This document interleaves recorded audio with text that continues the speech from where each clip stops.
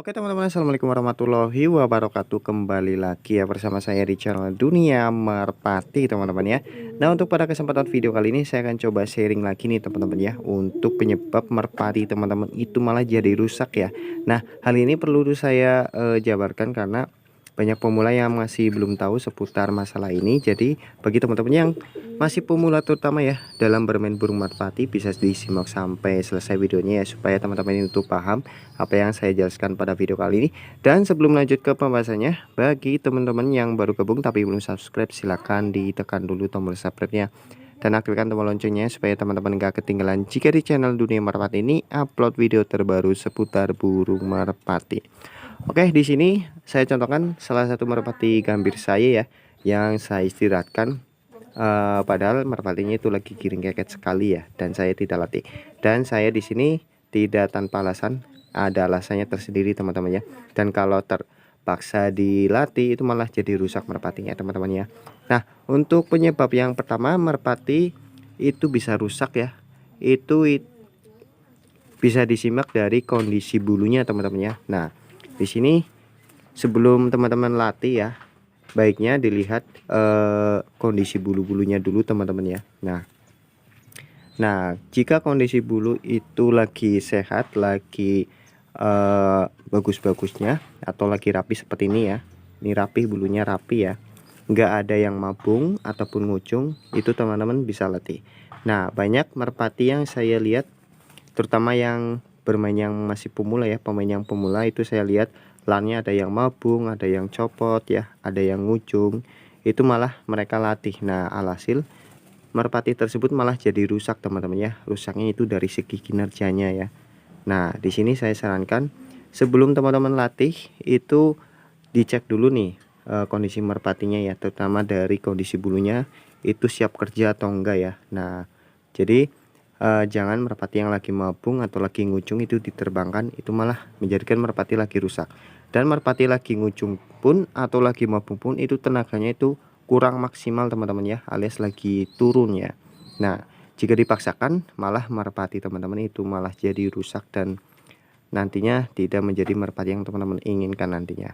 Nah, itu salah satu penyebab ya kenapa merpati teman-teman itu jadi rusak ya. Jadi perhatikan kondisi bulunya siap untuk diterbangkan atau tidak ya. Nah, biasanya kalau merpati mau mabung itu sisa larnya ini sudah mencapai lar 6 teman-teman ya. Ini sudah copot. Biasanya bulu merpati itu mabung ya, atau larnya sisa 4 itu biasanya sudah mulai mabung. Nah, di sini merpati saya itu tadinya mabung teman-teman ya, mabung ringan ya. Itu saya istirahatkan teman-teman ya. Dan sekalian dengan ekornya nih teman-teman ya. Tadinya ekornya saya ini cabut ya, saya cabutin. Nah, karena ada yang copot, ada yang patah juga. Nah, terus saya cabutin teman-teman, dan sekarang sudah mulai tumbuh nih, udah kelihatannya. Nah, tadinya ini merpatinya mabung ya, mabung, terus saya istirahatin. Kalau saya paksa tenaganya pun gak ada teman-teman ya, alias lemes ya. Nah, itu salah satu alasan mengapa saya tidak melatih merpati meskipun merpatinya tuh lagi giring keket ya. Nah, jadi nanti kalau mabungnya sudah rapi, di bagian sini ini ada mabung kecil ya, terus sama ekornya itu udah panjang, insya Allah sudah rapi semua. Dan nanti kalau sudah giring kembali, sudah siap untuk digeber kembali ya. Nah, jadi seperti itu teman-teman ya. Nah, selanjutnya apa? Selain dari faktor bulunya, selanjutnya dari kesehatan merpatinya sendiri ya. Nah, teman-teman itu harus selalu cek kesehatan burung merpati, terutama kalau mau dilatih ya. Nah, apakah merpati tersebut sehat atau tidak ya. Nah, ketika merpati yang dilatih itu kurang sehat, biasanya malah akan menjadi memperparah kondisi burung merpati. Alhasil malah menjadi lemes dan tidak bertenaga ya. Nah, itu juga sangat berpengaruh banget, penyebab merpati itu malah menjadi rusak ya.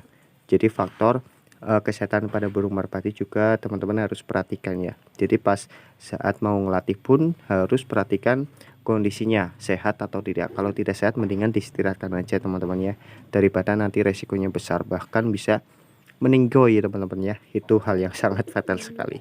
Nah, jadi yang kedua itu perhatikan kondisi burungnya ya. Nah, terus selanjutnya apa? Selanjutnya itu dari faktor perawatannya juga teman-teman ya. Nah, faktor perawatan yang asal-asalan, asal pemberian makan itu juga sangat berpengaruh, nantinya merpati malah jadi rusak, terutama dari kondisi bodinya ya atau tenaganya ya. Jadi asupan gizi yang kurang maksimal itu bisa menyebabkan merpati loyo, terus tidak bertenaga, alhasil yang tadinya itu terbangnya kenceng, tinggi, shootnya bagus, malah jadi rusak ya, karena kurangnya energi atau vitamin yang didapat oleh burung merpati akibat pemberian pakan yang kurang bernutrisi alias sembarangan ya. Nah teman-teman itu wajib perhatikan itu ya. Ya minimal jagung ya, minimal jagung, kalau bisa sih dicampur dengan pakan yang lain seperti beras merah atau kacang hijau ya, seperti itu. Nah kalau saya sendiri pakan utama tetap jagung, terus saya campur biasanya beras merah sedikit teman-teman ya. Nah itu dia. Nah selanjutnya apa, selanjutnya itu dari faktor latihan ya. Nah faktor latihan juga bisa menyebabkan merpati itu rusak nantinya, bukannya tambah bagus malah tambah rusak teman-teman ya. Nah jadi perhatikan kondisi merpati sebelum, ketika merpati itu lagi dilatih ya, apakah merpati tersebut masih sanggup untuk diterbangkan atau tidak. Nah di sini banyak juga kasus yang merpatinya sudah kelihatan lelah tapi dipaksa untuk terbang ya, itu bisa menyebabkan merpati malah jadi rusak nantinya ya. Nah untuk merpati tersebut itu memang harus nah untuk melatih merpati memang harus dengan aturan yang benar ya, apalagi merpati yang baru banget dilatih itu memang harus dengan cara step by step ya, jangan terlalu memaksakan seperti merpati yang sudah terbiasa terbang ya. Jadi untuk melatih merpati pun ada caranya sendiri atau aturannya sendiri ya. Nah kebanyakan merpati yang dilatih itu sudah kelelahan terus dipaksa, dan akibatnya merpatinya itu malah jadi rusak teman-teman ya. Nah itu salah satu yang menyebabkan merpati teman-teman itu jadi rusak ya. Meskipun untuk jangka dekat itu enggak terlalu kelihatan, tapi untuk jangka panjangnya itu kelihatan banget teman-teman nantinya ya. Nah jadi perhatikan juga pas melatih merpati jangan terlalu terforsir ya. Nah meskipun merpati itu tenaganya lagi bagus-bagusnya ya, jadi luangkan waktu untuk merpati itu istirahat, jangan sampai terforsir ya. Akibatnya nanti merpati teman-teman malah jadi rusak, dan ya sayang sekali kalau merpati sudah rusak ya. Nah jadi itu adalah beberapa penyebab merpati itu menjadi rusak ya.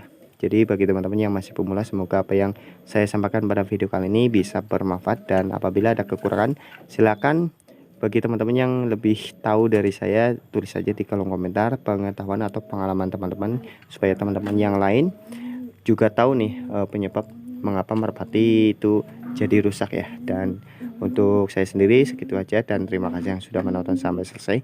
Dan saya ingat lagi bagi teman-teman yang baru gabung tapi belum subscribe, silahkan ditekan dulu ya tombol subscribe-nya dan aktifkan tombol loncengnya, supaya teman-teman gak ketinggalan jika di channel Dunia Merpati ini upload video terbaru seputar burung merpati.